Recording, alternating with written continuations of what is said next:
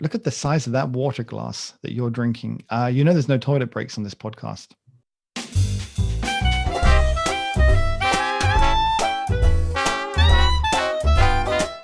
Yes, that's why I'm only you only see the top. I don't want to know what's going on anywhere lower than that. Actually, it's true. I was doing some video recording over the last few days, and I was obviously in the video because that's what I'm doing. Mm-hmm. And then I played it back, and I went, "Who's that? Who's that fat guy?" And I'm convinced it's the wide angle lens. That's what it is, Max. But just in case it wasn't, I decided to start juicing. And I looked up all these juice recipes. I was just talking to my wife about it because she likes the juice I just made. She's like, "Oh, what was in it?" I was like, "Everything." Basically, what I've done is I looked in the juice book, and there's like a recipe. I've got like 24 recipes. Blending, and then you started blending bacon, steak, eggs. Yeah, you could take a full breakfast. It's fantastic. You could blend that. I haven't tried it yet, but I'm sure that sounds amazing. What could go wrong? But no, we were juicing, and I looked through the juicing book, and it's very silly because they say, well, for a migraine, you want to have celery and something or other, but if you want to have more energy, you should have these ingredients. And every page was like a different problem and a different ingredient. I just put them all in. You know what? I'm dealing with everything. Let me tell you, I put in broccoli, cucumber, celery, avocado, beetroot, throw it all in, and it came out perfect. What's the problem? It's not that I'm dieting. I don't need to diet, Max. I want you to understand that. I don't need to diet. I mean, I've got the perfect figure. It's more of a maintenance schedule kind of thing. Yes. No, I always say that I'm in shape. Round is a shape. So it is a shape. Exactly. Yeah. Whatever shape. I am in shape. Yes, exactly. I am in a shape. There's a shape associated with my body. So what we're going to do, hey, listen, it's great to have you back. You're feeling better? You had brain surgery. You had a brain replacement. But they decided just to keep it. They took the brain out. They decided to transplant it, and they thought, you know what? Yeah, let's put it back. I was really worried, but then the doctor opened up and said, so I asked him, so doctor, what do I have in my hand? Oh, don't worry, nothing. There's nothing there. He opened it up to do a transplant and realized there's nothing to replace. Yeah. This can't be the problem. Okay, well, that's good to know. You're feeling better then? Yeah, I'm human again. Yeah, don't watch last week's podcast because we make a lot of fun of you. Oh, that's good. No, we don't. We miss you, actually. What happened? How many? How many? Well, that was me. It was the royal we. Talking of the royal we, today they are laying to rest Prince Philip, Prince Philip must have been very tired. Of Edinburgh. 99 years. 99, he almost made it to 100. Bless him. Yeah. I'm a huge supporter of Prince Philip, I have to say. And I actually did the bronze Duke of Edinburgh award when I was a kid. Ooh. And he helps a lot of children, or he helped a lot of children. He was a wonderful guy. Anyway, enough about that. We are going to talk about coffee. Got amazing things to talk about, Max. I can't believe it. I can't believe it's been how many weeks has it been? One week. 1 week. I keep ordering all this coffee for you, and then I never come down to see you. And then you drink it for me. So, but let me let me show you once again. Let me show you what I have. Which you'll. I am still interested in that. Yeah, Lily really loves this. She really loves this coffee. That's your go-to blend. I have an opinion on it. Yeah, what's your opinion on it, Max? I don't know. It's yellow. Yes, I like very yellow.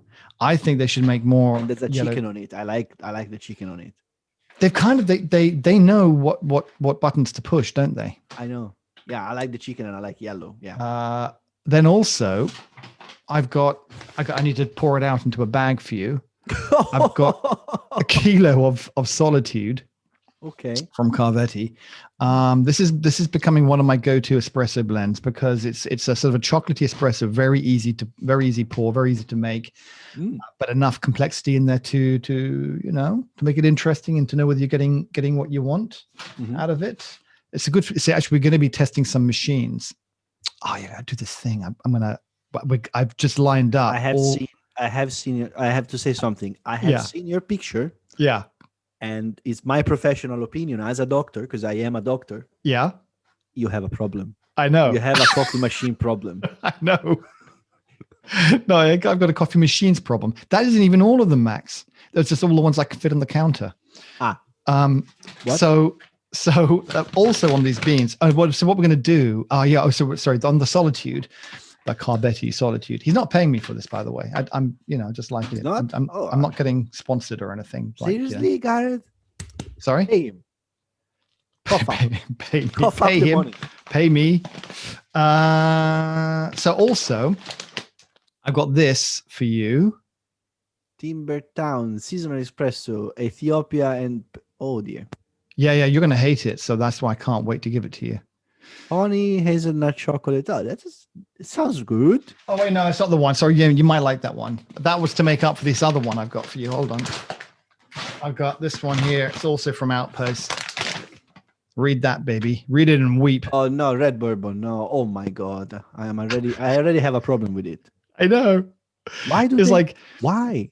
Because I can't. I like to see you. I like to see you in pain. Rich caramel, lemon, and lime cordial. That's the flavor notes.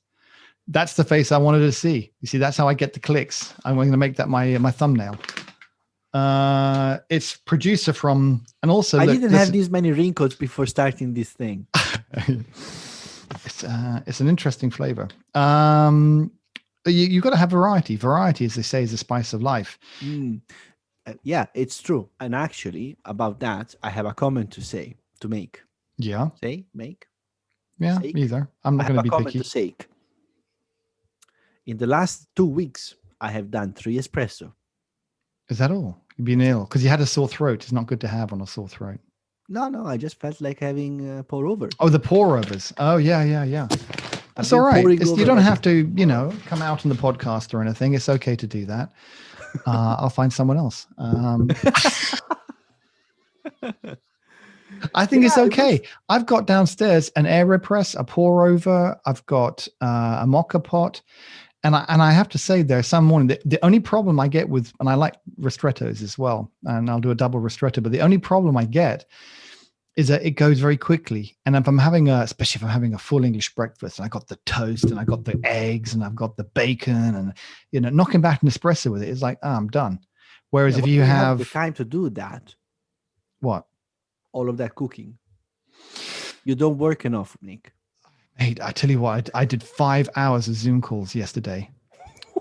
5 hours. I had a half an hour call in the morning, followed by a 2.5 hour call, followed by 2 1-hour calls. Wow. On Zoom. I pretty much just crawled. I couldn't even walk away from my desk. I crawled away from my desk. Nowadays how I call that? Tuesday. Yeah. No, really. Yeah. I don't know how people can do it. I can't do it. There came a point. My client might be on the phone, so I'm not going to say what I was doing on the last one. just 5 hours. You can't pay attention. But you're desperately worried they're going to say, "What do you think, Nick?" And you don't know because your mind. Well, I do trust your judgment. Yeah. You come up with non-committal things like that. It's an interesting one, Bob.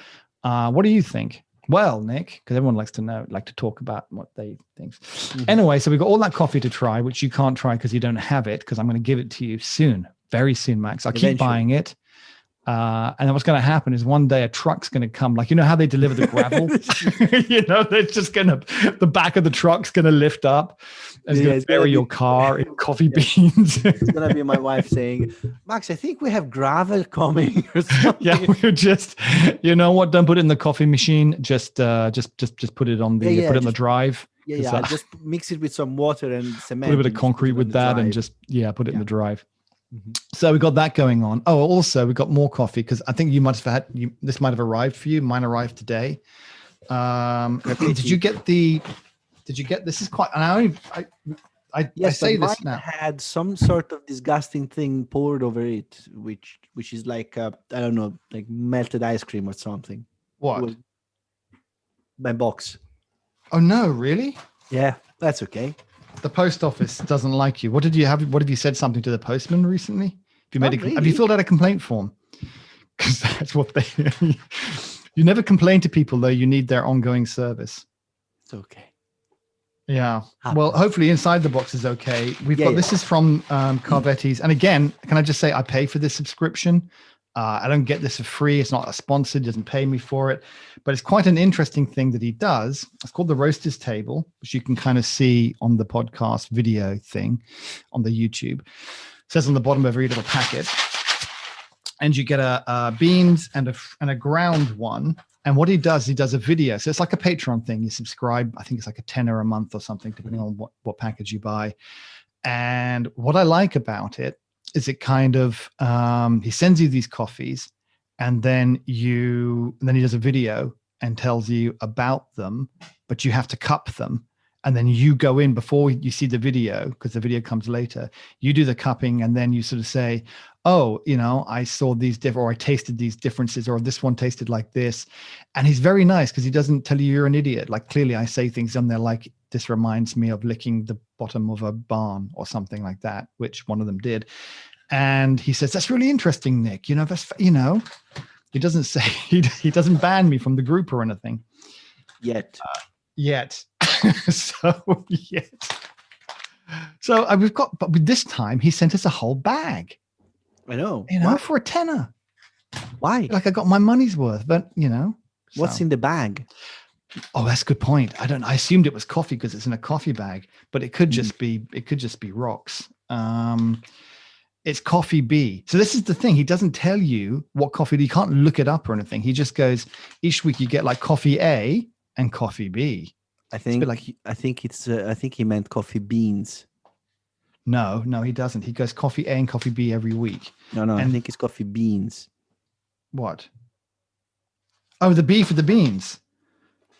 No, because there's beans in. Oh, you're just playing with me. Oh.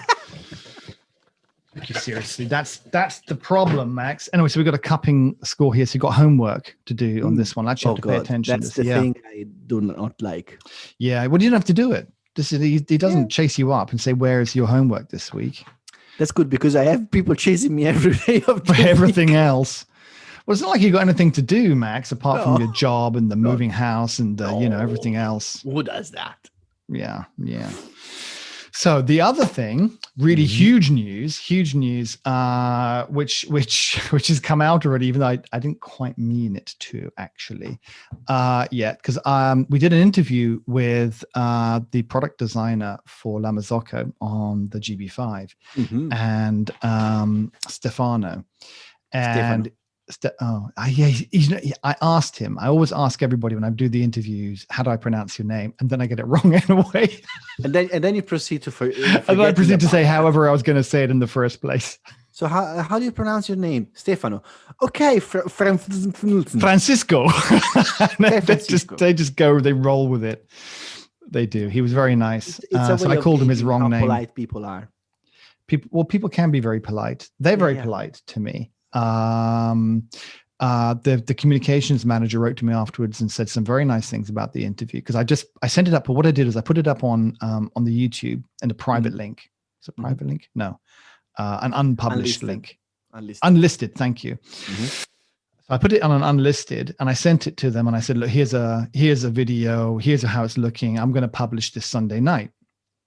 And this morning I got a whole bunch of LinkedIn requests from people, and I was like, "What's going on?" And I think they've put to the post about it already, which is a bit embarrassing because I haven't written anything about it. It's just up there, but it is finished, so that's fine. And but they did. Like, he was so nice. The guy was actually so nice, and I encourage you to watch it because obviously it's great for the channel, but more importantly.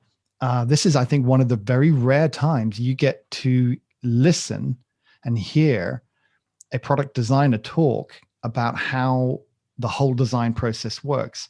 And we're not talking about, technical features so much. We're talking about how they approach the design, how they work with the team, where they get their inspiration from, how much flexibility and latitude they have. What are the considerations about things like environmental considerations? How does that play into the thing? How long does the whole process take? Do they argue? Do they try to kill each other in the cafeteria? Stuff like that. Does he steal? Does he steal equipment? The cafeteria there, which would be hilarious. Does he How what? does the coffee taste in their cafeteria? Oh, I didn't ask that question. All right, next time you're coming on the, what do you have in the cafe? How do we have a Nescafe? I just love that. You can imagine. It would be hilarious. So this is La Marzocco. So how does the coffee taste there? We have this Nova Simonelli machine, but doesn't really make very good coffee. Yeah. No, I only drink tea. I've never had coffee. I like green tea. Jasmine's my favorite. And not to be detrimental to our tea lovers. I am a great tea fan myself as well. Who's that motorcyclist? That amazing guy who does the Isle of Man TT and he had a crash? Martin. So if you're asking, what was that motorcycle rider that does the Isle of Man TT and had a crash? That narrows it down a lot. I've narrowed it down to all of them. So no, but there's that Guy Martin. Guy Martin. So that guy, he drinks. Talking about tea, that guy's a hero. I love Guy Martin. I love watching his videos. He's so fun. He's a geezer, right? But he's not trying to be a geezer. He just is. And if you want to doubt that, go watch that Isle of Man TT. Watch how fast he goes. Watch how he's nuts. But he's also a great pilot. He is it's totally not nuts. Stones. There is also technique. He also knows what he does. Oh, he's a genius. He's a genius on machines. But he's doing 180 or something like that, and he's going around a corner, in the Isle of Man. And he's going, yeah, I got it. Oops, I don't got it. That's what he said, and he just blows up in a fireball. He slides a quarter of a mile down the road through the fireball, and then the next day he's in hospital, and he's got a broken back and 3 broken bits of his leg, and his spine's twisted, and his collarbones are broken, his arms are broken, everything's broken. And this guy drinks about 300 cups of tea a day. And he doesn't drink coffee, he just drinks tea, just mugs of tea. And he sits there and he goes, yeah, it could have been worse. I think that's so British. I'll be back next year. Could have been worse. That's when I want to wave the flag. Yeah.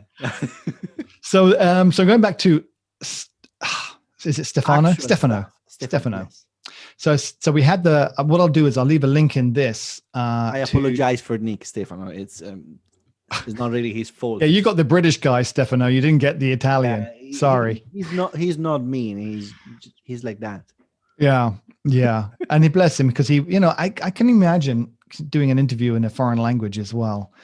I find just generally doing interviews, I'm always like, not doing the conducting, but if I'm being interviewed, someone's talking to me, interviewing me, I kind of want to screw it up. I don't know what questions they're going to ask. Is it going to be a trick question? Is it going to be tricky? Is it the right answer? I don't know, that kind of stuff. It's stressful. It's stressful to be interviewed. And can you imagine being interviewed in a foreign language? Someone Chinese is interviewing you, and you're having to speak Putonghua. That's what I normally do, Yeah, it's true. I suppose it is what you do every week. But you do it every week, so it's okay for you. Yeah. For me, it would be terrifying.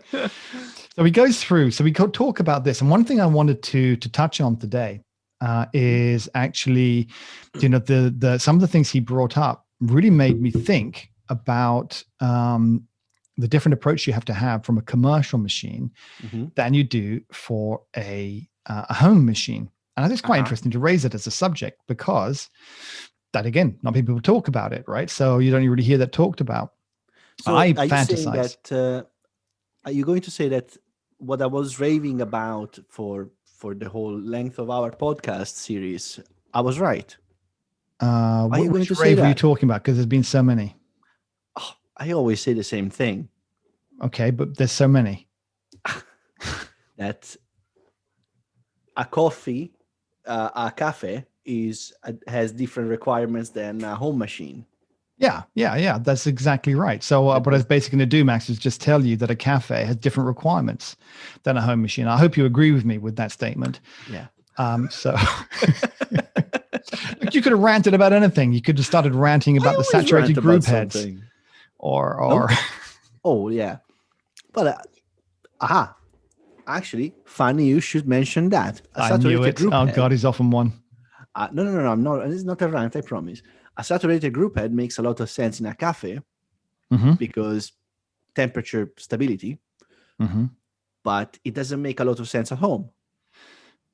Well, no, of course it does. You want temperature stability at home. The whole thing about the E61 group head is that it actually makes sense in a cafe, because if you're making shot after shot after shot, you're not you're gonna get that temperature stability even in an E61, right? Yes, but that's a simpler design than a saturated group head. Yeah. Yes, it is a And very it simple doesn't design. really make much sense to have a Slayer at home or a GS3 at home. Great, they look amazing, but it's why not? I can afford it. Why not? If it looks fancy, and I think it looks amazing. It's not that I find it practical, but I think it looks amazing. That's why I would want one.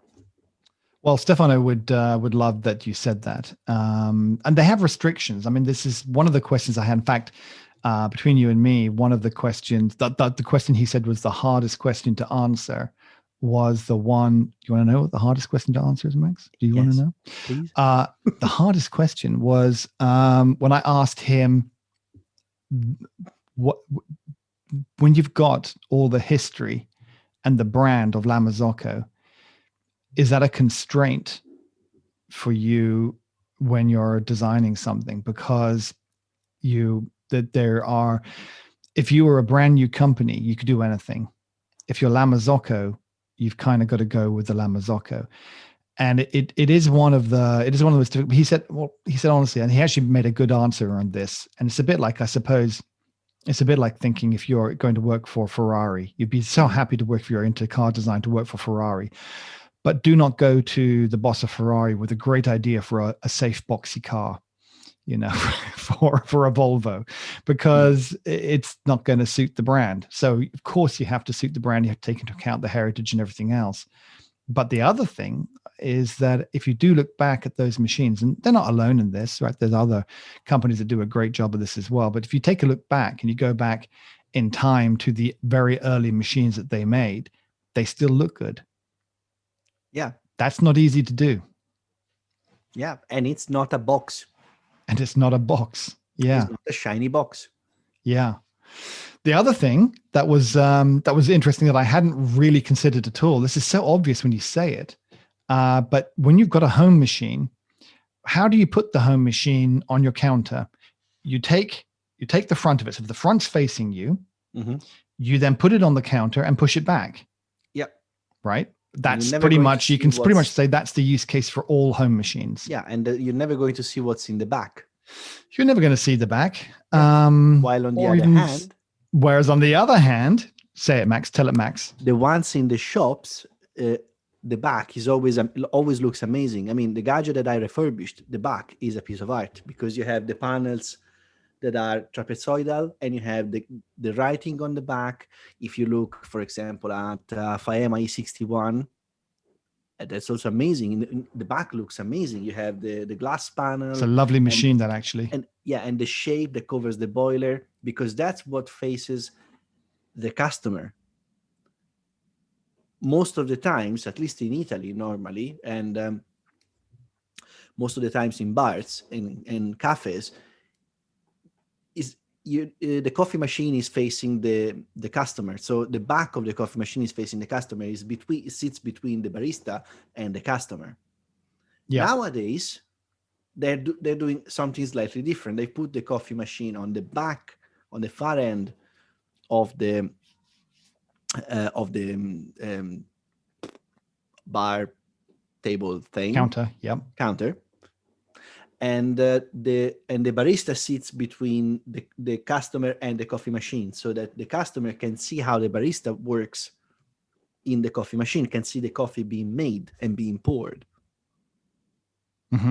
But there are two different schools for this. And in actual fact, what Stefano was saying is that you when you make a machine, you have to be able to make it look good from every angle, because you don't know how it's going to be placed. You don't want to have your machine excluded because, it doesn't look good from that side. And as you said, sometimes now people want to see the barista working. Also, you want to be able to even if you've got the back facing the customers that are coming in, you want to be able to engage with them. So it has to be low enough that you can see over the top. Of course, it depends upon what height you are and everything else, but there's all these considerations to take into account. Yeah, and you got the cups on top and everything else. So you've got so many different considerations. And then on top of all of that, you've got the fact that these things have to be opened up for maintenance, and preferably can be maintained or have certain elements of it maintained without the machine going down. So if you've got a 3 group head, you might need to do some maintenance work on one group head whilst have the other 2 group heads still working. And so you've got to be able. Yes. Excuse me? Ideally, yes. It would be amazing. That's right. So that's what well, that's what you can do on the GB5. I know that they've got that. But that's clever. But yeah, exactly. So they've got, but then you have to look at the access panel. So how are they going to access that part of the machine? You're going to be accessing it where the barista's standing. There's all these different considerations, which you, of course, are completely, non-applicable to a home machine. Yeah, exactly. And you have also to think also on. I appreciate that this makes a lot of sense, and it shows that they actually talk with baristas, because a lot of times you have beautifully designed things, and then as soon as you start using them or actually maintaining them, you think, who designed these? Yeah, it's not designed to be idea maintained. Yeah. And another thing, this is just another tale. I did design a few things. I designed a sampler for personal air monitoring, and I designed it with CAD. So I made it amazing. It was like a Coca-Cola can shaped. So it was round, so it's easy to carry around, places for the battery and everything. And then I sent the design to my dad. I was really happy. I was like, Dad, look at that. What do you think? And he said, oh, that's amazing. How do you open it? That's the first thing you said. Crushed you, right? Crushed you. Because I was like, oh, that's brilliant. Because, I can take the top away, the bottom away. And how do you put it together? And at which point I realized I didn't think about that. Yeah. So I did another design where I split it in 2. And you could open it. You could actually have 2 half circles, half cylinders. And that made a lot more sense. Yeah, I mean, this is the big issue that's going on in tech world right now. In fact, there's a law that was going through, I think it got kicked out or in one state in the US at the moment, called the right to maintain or something. Mm-hmm. Right to repair, it's called right to repair law. And a lot of this is driven by Apple, because Apple doesn't want you opening up their machines. If your machine goes wrong, you buy another one. But of course, that's not very sustainable. No. So but Steve Jobs famously, once said, no, no one should go inside this machine. I don't want people updating it, repairing it, replacing it. But he still insisted the inside of the machines were immaculate. And one engineer asked him, if no one's going to see the inside of these machines, Steve, why do you want the insides to be so tidy and immaculate? Because no one will know. And he said, I'll know. So that's a designer. So listen, so apart from that, the other thing he said was, think about this, right? Think about the challenges of, you want clean lines because you don't know how people are going to see it, where they're going to see the front, are they going to see the back? So how are you going to have the screws? How are you going to have the screws? Because you're going to want to have easy access, but you don't want the screws showing. So the maintenance guys want to be able to just walk up, put a screwdriver and unscrew the front panel. But he doesn't want to see the screws because that's going to wreck the design. So there are all of these considerations that came in. It was a really fascinating conversation. A piece of design. I'm sorry? Or you make them a piece of design, like the cafe racer. Yeah, yes, true. That's true. I actually hadn't even thought of that. I should have asked that question. Yeah. Well, there's so many questions. I'll have to have him back another time and ask him more. You're there to ask questions, not to give ideas. Well, Otherwise, they should pay you for that. I don't think he needs any ideas from me. I think he might know what he's doing. He actually came from a mechanical engineering, I think, something like that background, because that was the other thing that I was like, how do you, because I know that generally speaking, artists and engineers don't really, it's like oil and water, don't really get on well together. They don't talk about the same things. But he's actually an artist that has come from an engineering background. So that kind of makes a lot of sense. Studied for 5 years under Piero Bambi, if you know who that is. Rings a bell, but I don't. Yeah, he's one of the founders of La Marzocco. Died, I think he died a year ago, 2 years ago. Okay. Yeah, he was one of the original founders, but he was the guy. He was one of the daddies of the place. So we studied for 5 years under him, which I think was, give him a good leg up, give him a good boost. Yeah. But the other thing too, interesting conversation on sustainability, because I knew that you were going to ask this question when you talk about, because we've talked before about Victoria Arduino and the materials that they use, and a lot of talk about that. So I thought it'd be very clever and talk about the materials and say, well, are you using the latest sustainable materials and blah, blah, blah. And he actually had a very good point. 2 points he said on this. He said, well, first of all, he said, yeah, of course, where we can, we use sustainable materials. He said, but think about it this way. First of all, we're in a food environment.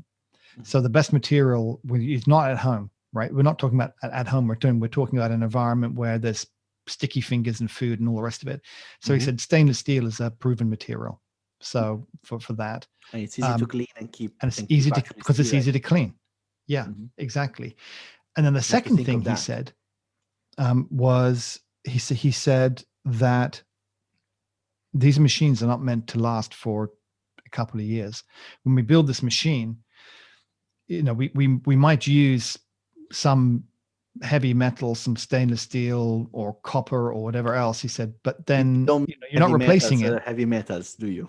Well, not heavy metals, but you know what I'm saying. It's a it's a heavy metal. Yeah, you use proper stainless steel. You don't use like soft steel or iron that would rust.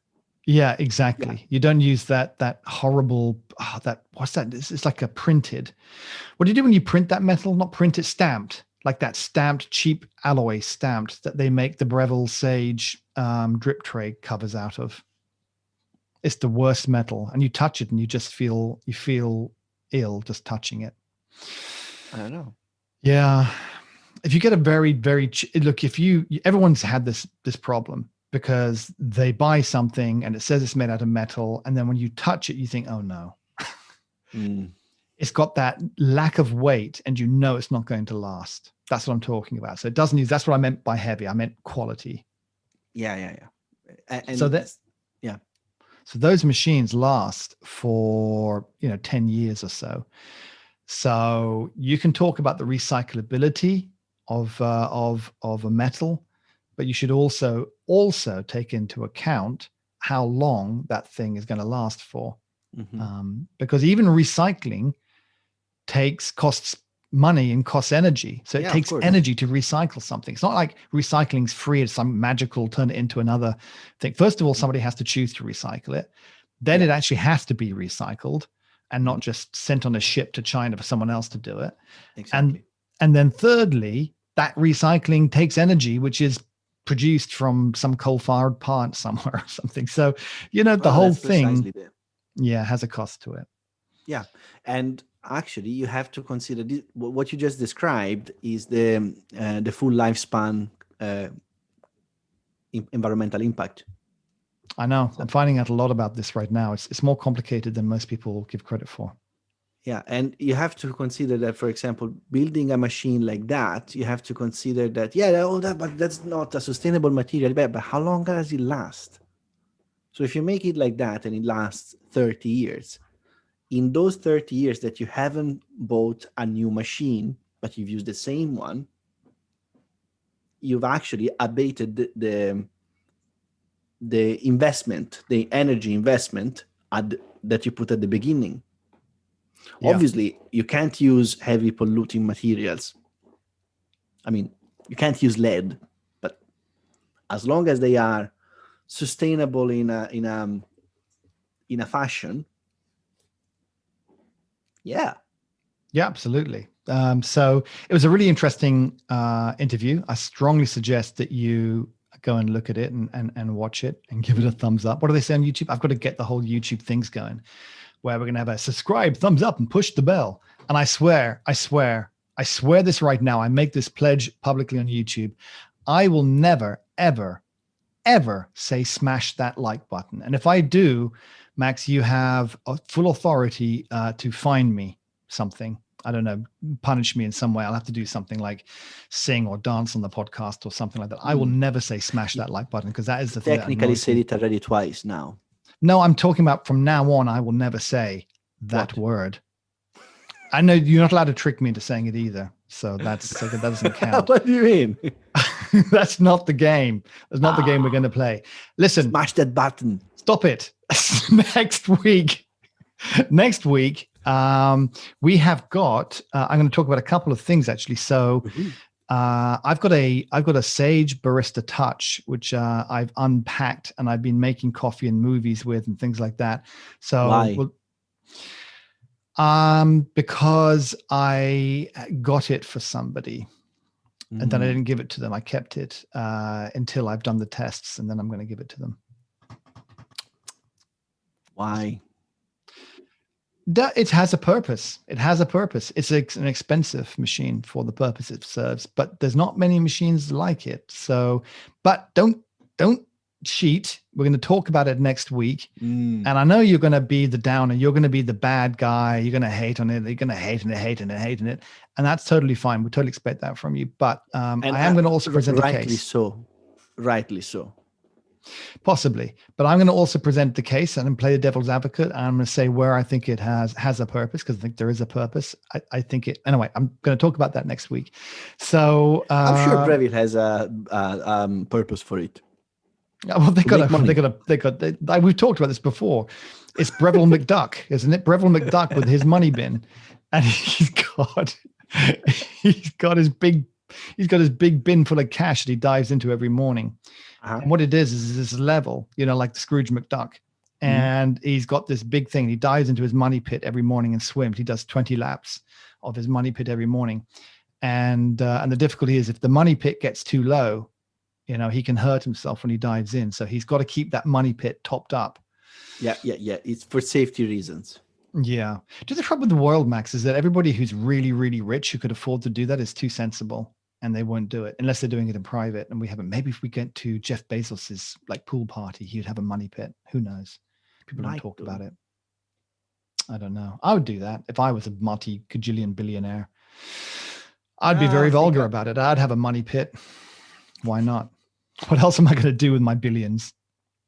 So next week, tune in for that and touch the like button. And there might not even be a like button. Don't smash it. But there may be a like button on this video because I'm planning to do something like that. If there isn't a like button, keep looking for it. Maybe rewind the video and watch it a few times to see if you can find it. Yeah, smash it. I'd love it so much if your keyboard just crashed now. Your whole computer went down. Look, you got to go away because my dad's coming for things, and he's called me twice now on the podcast, and he's probably very worried. He's 90. He's 120 or something. Why have you got two keyboards? I don't have a money pit.